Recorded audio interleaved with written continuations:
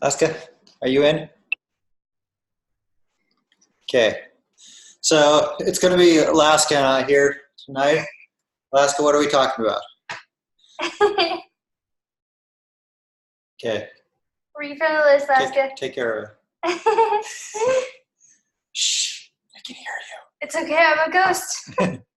Do we have it so everyone's muted when they come in? I believe so. Because I see muted here, but not on Gerardo. I think everyone, yeah, I clicked the mute everyone. So just so you guys know, you'll all be muted just so that in case you don't know. Do you want to get in here? Yeah, I'll sit. Alaska, okay, you go in the middle. No. You stay in the middle. She's like, I want the side. She likes sitting on the armrest. Okay. Hi, Gerardo. See you waving there. No, you have to, everyone loves you, Leslie. You have to say, here, stop and try deodorant. Stop. Okay. No. Okay, I guess she doesn't want to be in it. We tried. All right, guys. Thank you for joining. Yes, I see we have Doug, Gerardo, Pete, and Janice, Gary, Mark, and Paul. Hopefully maybe it's Paula. It's cut off. So we're just going to dive right in to our little agenda that we have. Oh, let's see. We have the chat box open now. Okay. Okay. If you have any questions, feel free to leave them. We have a little bit of an agenda here, and if what we're talking agenda sounds so unfun. I said that too, I think, but our list of shenanigans. I always default to shenanigans because it's just shenanigans. Our list of shenanigans. So we have that here. If you have any questions and it's related to that, we'll try to answer it as we go. If it's not related, we'll try to answer them at the end. But feel free to leave any questions or comments. Yeah, we in have the chat box. Yeah, we have this chat box open now. So. Okay, let's get started with 100,000 subscribers. Oh yes, it's been a few months now since that huge milestone. Super awesome. We ordered our silver play button. This was so weird. So when you hit 100,000 subscribers on YouTube, you get this silver plaque from them in the mail. But you have this order form that pops up on the back end, like, order your silver play button. And then it's like, you've placed your order. Well, no, it goes, thank you for your purchase. At the end, we didn't purchase anything. And so it's so funny, like, wow, we put in all this work and we just purchased this silver play button thing. So it's kind of funny. We had that sent to Phoenix, though. So when we go on this upcoming trip in, like, a couple weeks, we'll be in Phoenix. We'll get to see that and all its shining glory. And wonder where our elusive blue check mark is. Yeah, so when a channel gets to 100,000 subscribers, you're supposed to get a blue check mark next to your name. And then also you're supposed to get something like a channel manager, which helps you with analytics and like they do like an audit, right? Yeah, looking at your channel to see what you can improve, what you can do more of.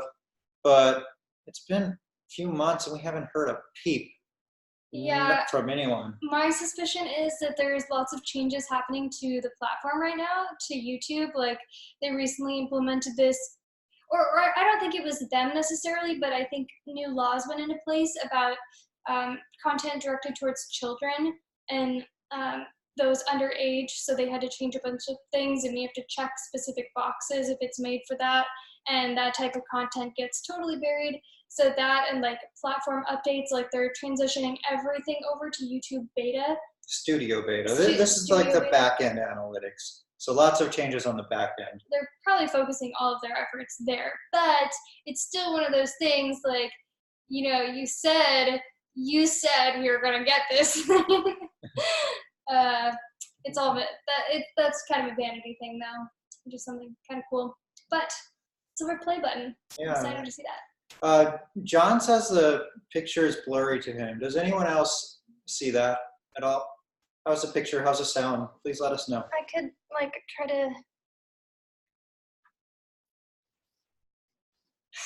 I don't know if that fixed anything. Maybe there's like a smudge. I hope so. It's also possible that it's just a little bit dark in here. It's like totally pitch black outside, but we have every light on in our living room and kitchen, so Yeah, I don't think we can turn any more lights on here. Yeah, well, we have this one.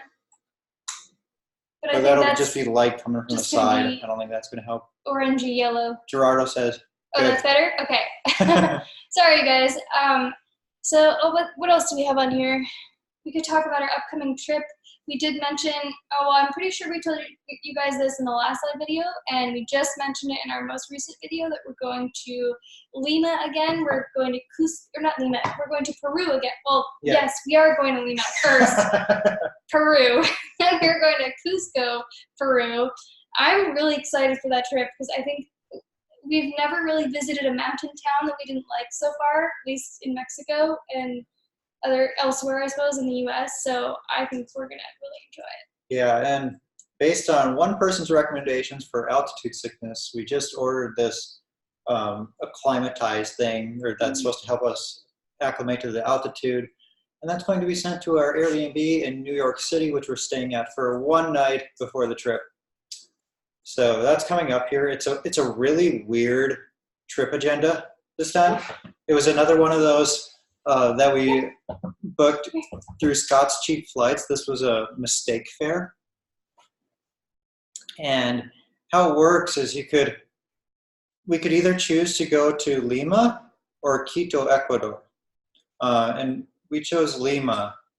And you could pick one of many US cities to start from, and then you would go to Lima or Quito, and then you would have to end your trip in a Canadian city. So it was a really weird thing, but it was way, way cheaper than it normally is. So yeah, we decided to start it in New York City because we know we can always get to New York City for a pretty reasonable price. It's a really popular airport, and for whatever reason, no matter where we're coming from, there's pretty cheap flights to New York. So we're starting it in New York City, and we're ending it in Winnipeg. We chose that as a Canadian city to end it in because that's where my mom lives.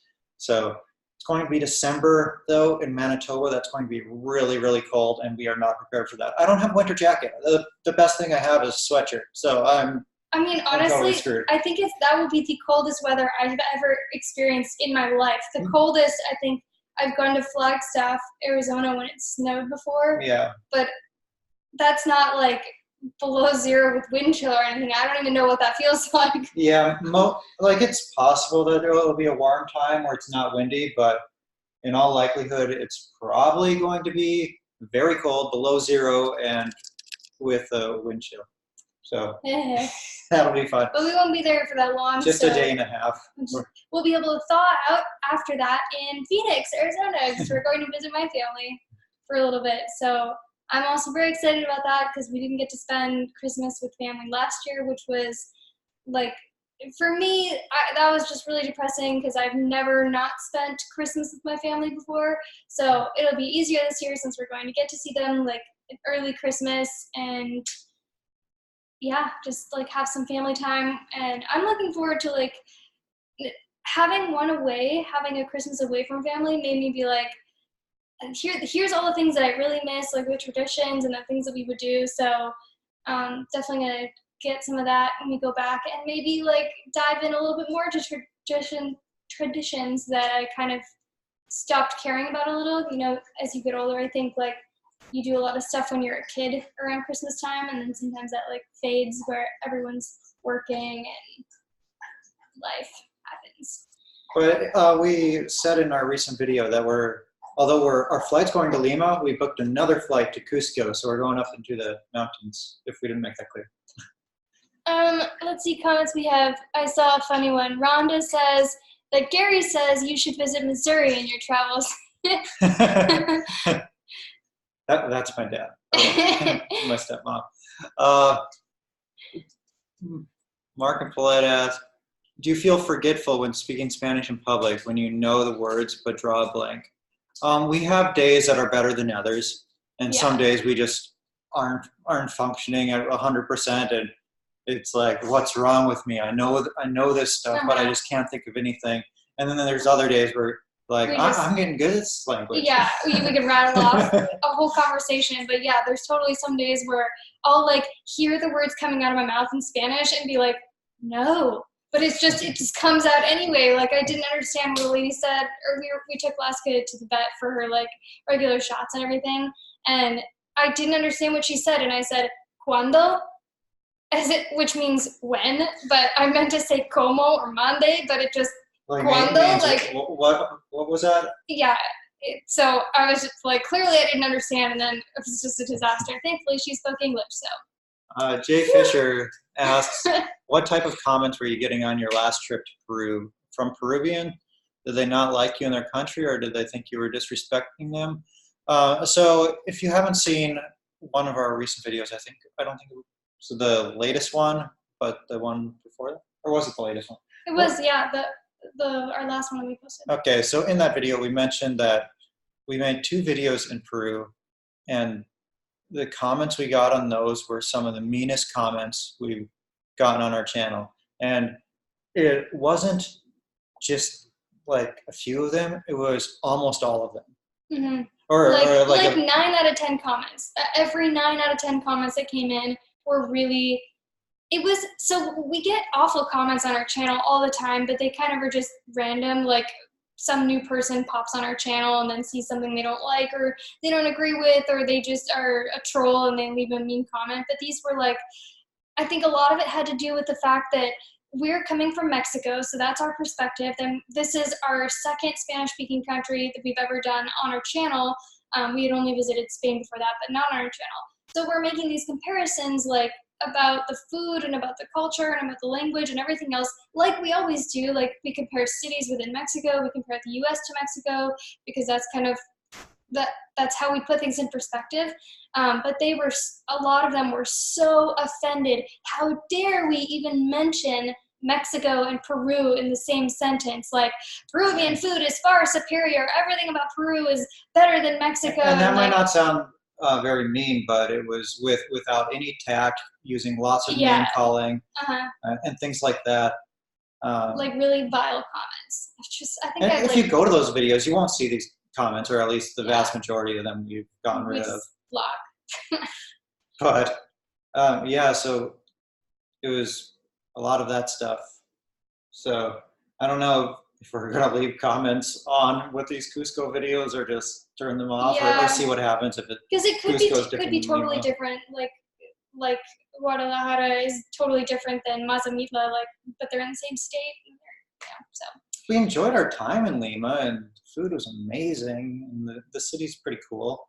And in person, the only thing that I noticed about Peruvians was that they're kind of quiet when they talk. But I didn't ever feel like, wow, that guy was rude, or like, hey, he was treating us kind of weird. We just thought, oh, they're quiet. Like everything just seemed normal. Or if anything, we had a little bit of trouble with the Spanish, but I also think that was just because they were talking very quietly. So it was hard for us to hear and then have the conversation. In general, no tact whatsoever for a lot of them. And just being like downright mean, like just mean for the sake of being mean. And so. Well, what else do we have? Oh no, I'm getting a little bit of a Mexican accent.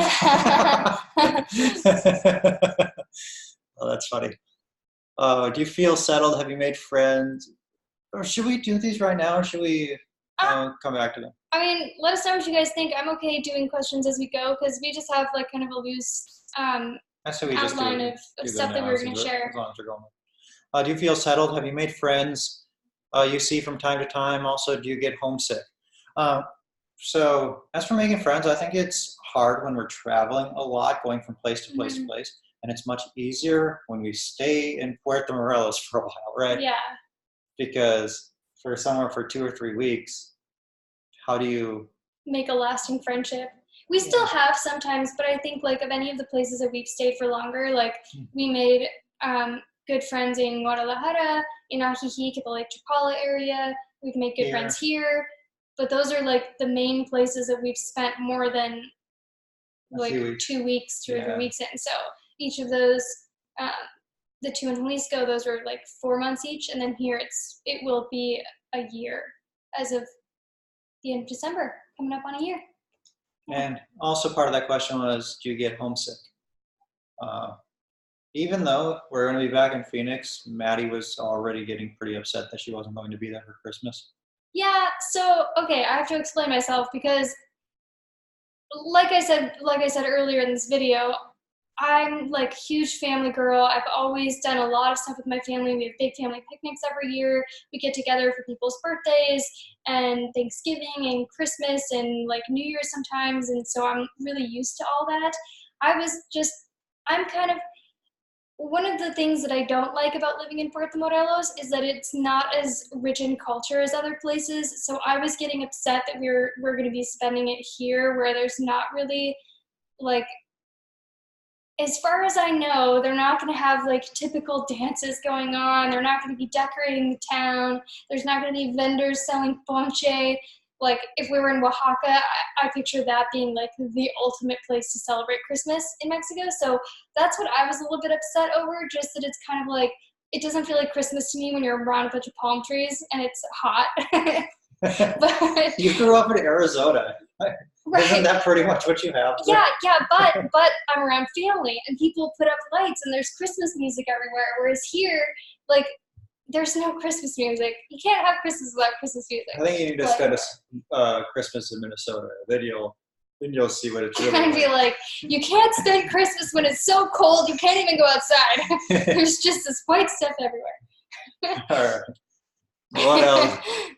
What else do we have? Lily says, we miss Puerto Morelos. I think you're coming from Ohio, if I remember right. We miss Puerto Morelos. How are the temperatures now versus summer? So the last live video that we did, we were talking about how hot it was, and we just can't do this anymore. We're melting. But I was like not having it so much. I was so miserable. Very shortly after that, the temperatures dropped about 10 degrees and got way cooler in the nighttime. Mm-hmm. So there were even a few days recently where we didn't have the air conditioning on and we left the window open. It was glorious. So this, I was like, we're finally coming back into like, oh, this is why we stayed here in the first place. I thought I was crazy.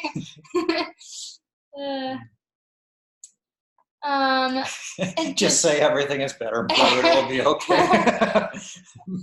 That's kind of what we actually had this idea for, because it was, the amount of comments were so ridiculous that I had the idea, let's make a video called How to Piss Off a Peruvian.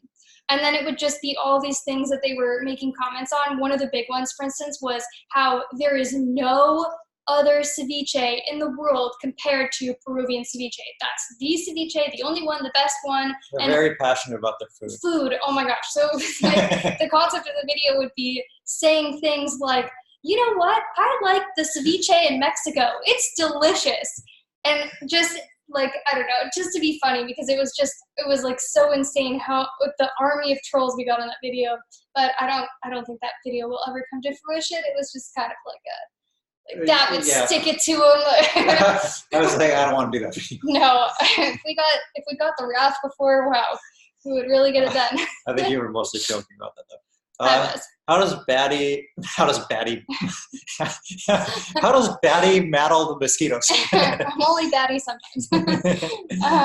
They also destroy me in the tropics. I don't really battle them that well. I use off deep woods, and it works to an extent, but if it's during the time that the mosquitoes come out right when the sun starts to go down, I cannot be outside. If I'm wearing jeans and drenched in off, I will still be eaten alive. Like I don't understand what it is. And at home, this is how we battle them. This thing's awesome. A bug zapper. We paid, I think, 60 pesos for this in Najijic, and it's been well worth the money. Oh yeah, it's killed scorpions, it's killed spiders, and tons of mosquitoes. What was that thing you found?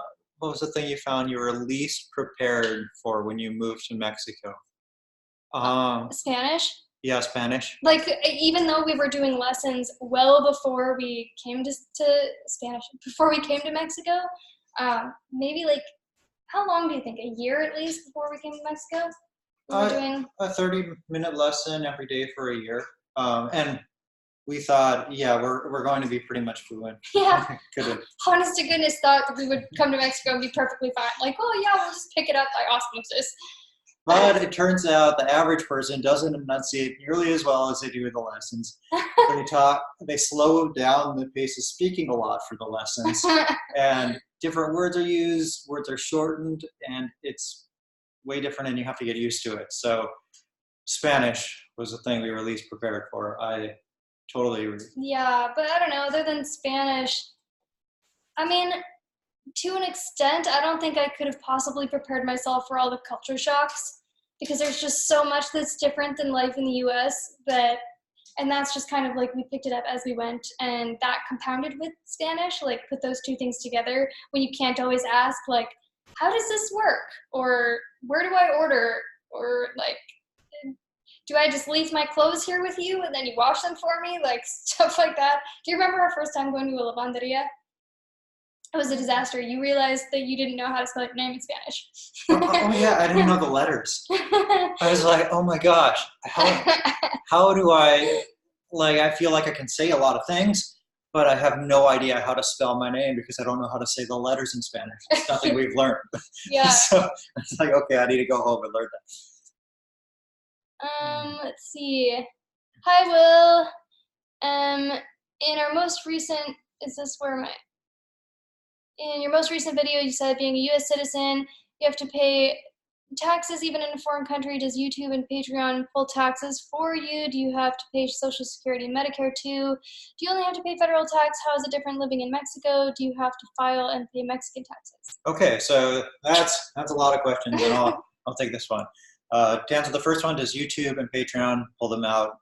No, we're responsible for doing that. They will submit a form to the IRS, whatever form it is. And then we're responsible for keeping track of our expenses and all our income and reporting that. Do you have to pay Social Security and Medicare too? Yes, we do, at least the way we're currently structured. So this is going to be changing soon, but we're currently structured as a partnership. And with that, since we spend enough time out of the U.S., we'll qualify for the $105,900 foreign, like living, basically a tax exemption or tax deduction for living abroad. So we'll qualify for that. So at our current income levels, yeah, we won't be paying anything in federal taxes. And do we have to file and pay Mexican taxes? No, because we do not earn income from any Mexican sources. But as for Social Security and Medicare, yes, we have to pay that on our first 160-some thousand income, which we're not there. So yeah, we'll have to pay it on all of our income. If we were structured in a different way, for example, if we were a corporation, we wouldn't have to pay income tax if we weren't paying no, that's not income tax, Social Security and Medicare if we weren't paying ourselves a salary. So we would pay the corporate tax, and then we would pay an investment tax for any dividends that were paid out. Did I get all those? Do you have to file and pay Mexican taxes? No, we don't. No, we can't. You have to have permission to work in Mexico or be on a permanent resident visa before you can even do that. So no, Mexico doesn't even allow us to. And what else do we have?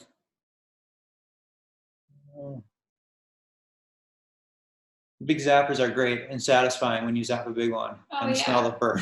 Mm-hmm. I zap it until there's like nothing left to be zapped. I want to make sure it is good and dead and will not come back to bite me later. If it's a mosquito, hell no. How often, if ever, have you used local healthcare like hospital, and how did it compare with what you remember in the States? Do you maintain health insurance while in Mexico, and who offers that? And so, how often have we used it? Too often so far. I've been to the emergency room a couple times. I've made a video on both of those experiences. Mm-hmm. So far, I haven't been to the doctor yet for anything here in Mexico. We still, when we go back to Phoenix, we still see the doctor that has been helping me with the detox protocol, and that's just for like maintenance of that plan, the detox thing that I'm doing. We did just recently go to the dentist, actually, because I thought I was getting a cavity. Thank goodness I don't have a cavity. It was just maybe like my gums were sensitive or something. And this guy, like, well, actually, we've been to 3 dentists, I think, total. And this one that we recently went to and the second one that we went to in Ajijic were so state-of-the-art equipment. Like, he had the light that they normally shine in your mouth to see better. He had that, but it had basically a microscope. I mean, that projected the image of whatever it was focused on up on a screen, so you could see it. Like, you could see up close every little detail of all of your teeth and your gums and your tongue and everything, which was pretty crazy. And then when he needed to show something, he took pictures. You can take a picture with that same thing, and then it projects it, or not projects it, it just shows it on the TV right there. So of the dentists I've been to, I actually think that was like maybe the nicest. I thought the second one in Ajijic was the nicest. They had really modern equipment. Oh yeah. But both of them were very good. And as for how it compares to the U.S., well, when I went into Palpa, we went to, basically it was the municipal clinic. And there it was pretty dated equipment, but I was seeing really fast, and they had the anti-venom on hand for that scorpion sting that got me on the back of the neck, right by my spinal column. Which I think people told us is not so, it's not like really common to have that anti-venom, but that's common in that area, so that's why they had it. So their facilities weren't as nice, but the one that I went to in Puerto Morelos, it was as modern looking as any doctor's office or a hospital I'd been to in the U.S. Do we plan to become... Gary says, "Hi, Laska! OMG, I love Laska! Laska! Everyone loves you." We try to bring her around in more videos these days, because if we don't, then we get like, almost not an exaggeration, we get like 100 comments being like, it totally is an exaggeration. Where's Laska? How's Laska? Oh my gosh. Even sometimes when we do put her in a video, we still get like a dozen comments like that. So we try to put her in more videos. Will asked, do you plan to become citizens? Not in the immediate future. And I think the only way that that's going to be possible is by going through Maddie's lineage, family lineage, because both of her great grandparents on her mother's side were born in Mexico. But you have to produce at least one of those birth certificates. So that's my grandma's mom or dad, of which we would only have access to my great-grandmother's.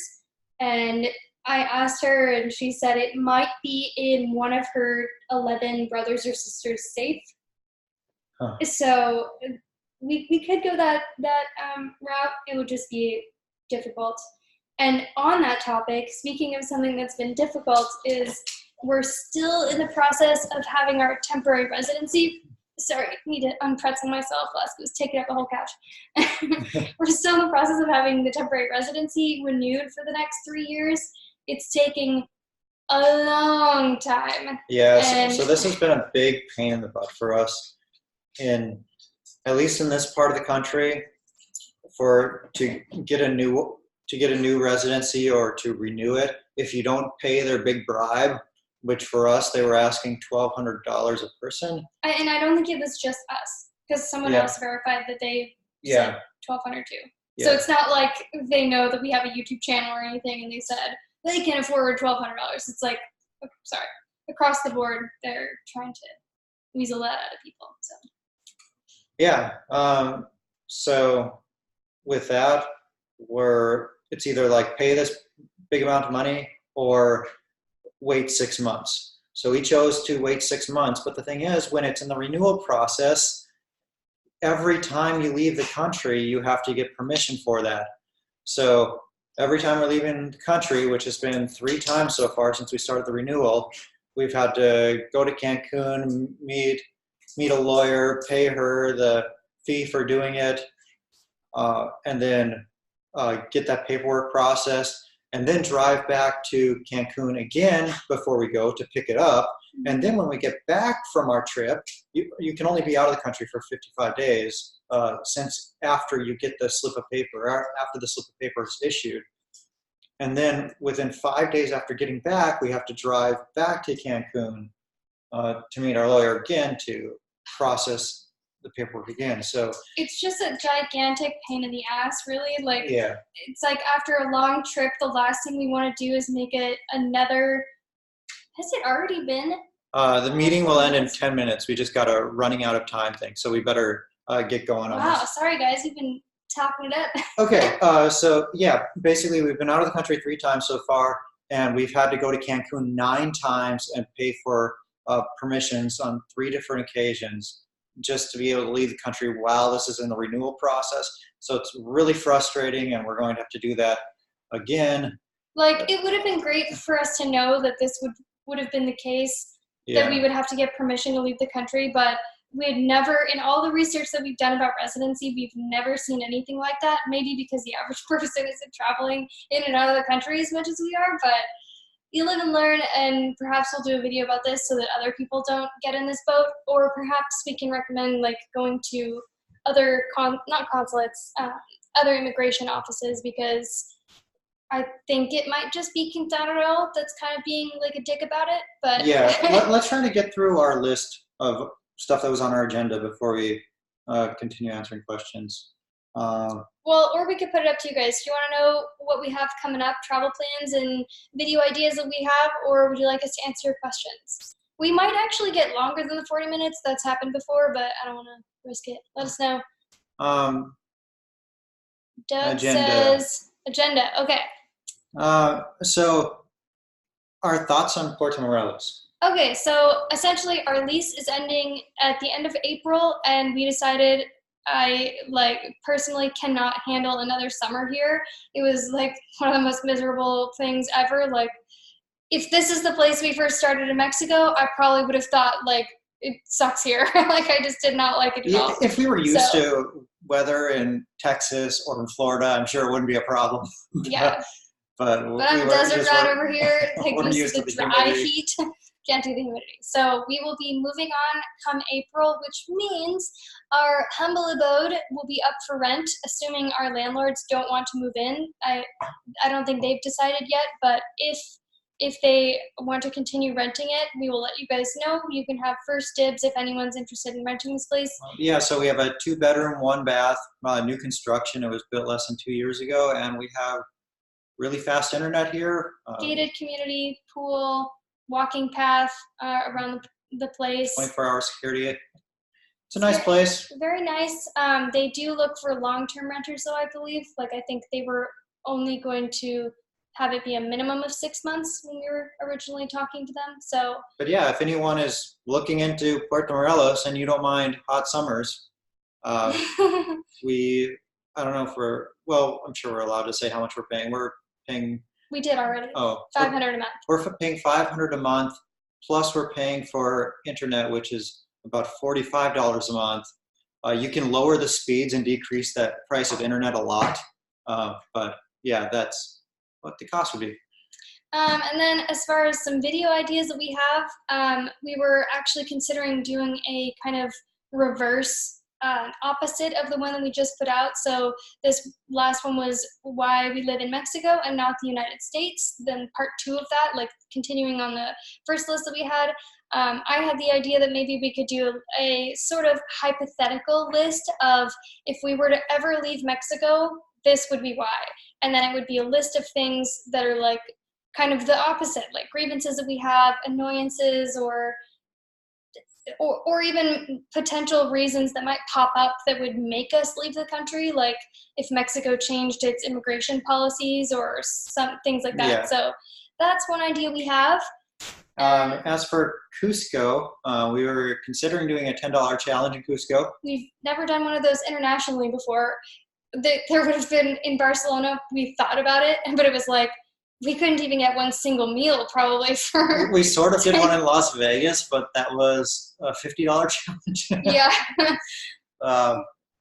And And as far as what else we're going to be doing in Cusco, the altitude is a consideration we have. We'll have to see how we acclimatize to that and what we're feeling up to. It's also one of the coldest months of the year, so there's a few things that we wanted to do, like go to Rainbow Mountain, but it could be snowing there, which neither of us really have the clothes for, so we're going to kind of have to like play it by ear on that one and see how we're feeling. But I think it's just going to be a lot of fun to make a video exploring, seeing what we see, like experiencing what the culture is like and what the native people, the artesanias they sell and the food they have, and like just kind of the typical thing that we do when we go to any new Mexican city. So another video we were thinking about doing and we wanted to do was only speaking Spanish for a period of time to each other. So this video would probably be mostly in Spanish with English subtitles, but what the idea would be, like, we only spoke Spanish for 24 hours, or we only spoke Spanish for a week. But the thing that would be hard about this is anytime we leave the house, people are recognizing us. So, and they're talking to us in English. So what would we do? Like, hand them a piece of paper or hand them our phones saying it? We would get on maybe Google Translate and say it into Google Translate, and then that would be like, hello, we are performing an experiment in Spanish. we think it'd be fun, but we'd probably start with 24 hours maybe. Mm-hmm.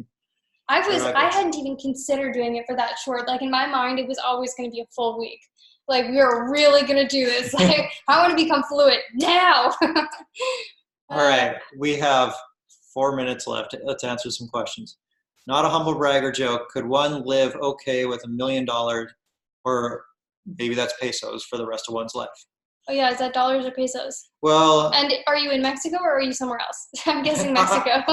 Assuming that dollars, and assuming you're coming to Mexico, I would say yes, regardless of how much time you have left in your life, if you approach it in the right way, because, I mean, you could get some good dividend paying stocks, or like put some of it in a Mexican bank account that earns something like 7 or 8% interest and live mostly off the interest and dividends. So didn't Jerry Brown Travels do a video kind of like that? Yeah, he made a video on something like that. So if you want to, you can check out Jerry Brown Travels, and he did a video like that, explaining more about that. Not to get too far ahead of your Peru trip, but have you guys considered Boquete, Panama? Saw some YouTubers showing lots of expats there, and great coffee and chocolate. Coffee? Great coffee! That actually showed up on one of our recommendations of a YouTuber who just moved there. They were building a tiny house. And we actually did recently start looking into Panama a little bit when one of our patrons was telling us about their permanent residency program there. It's fairly easy to get. So yeah, Panama's not out of the question, and if you're in the right place, there's a nice climate. And to be honest, I don't think we've ruled out anywhere for traveling. We've just kind of barely started sticking our toes in the water of exploring new countries, especially Spanish-speaking countries. Yeah, and there's so many places left in Mexico that we still want to see. I wrestle with that all the time. Like, do we want to expand to other countries, or do we want to focus our efforts? Okay, we have less than a minute left. Okay. Fast round. Which English-speaking YouTuber in Mexico would you love to collaborate with, and which Spanish-speaking YouTuber? English-speaking, I'm not sure. How about Super Holly? And she speaks Spanish. Boom. Go. Sure, and maybe Wero TV. Those would be cool. Yeah, love Super Holly. How often are you guys seeing scorpions anyway? I just found one in the shower a few weeks ago. Oh man, sometime when we have more time, I'll tell the story of me cleaning out the shower drain and all the things I found in there, including one day later, a scorpion which I killed via hairspray and lighter. So only Maddie would be able to be a citizen that way, and Jordan would have to marry Maddie to become a citizen? Yep, That's right. He'd be forced to marry. They could have a child in Mexico.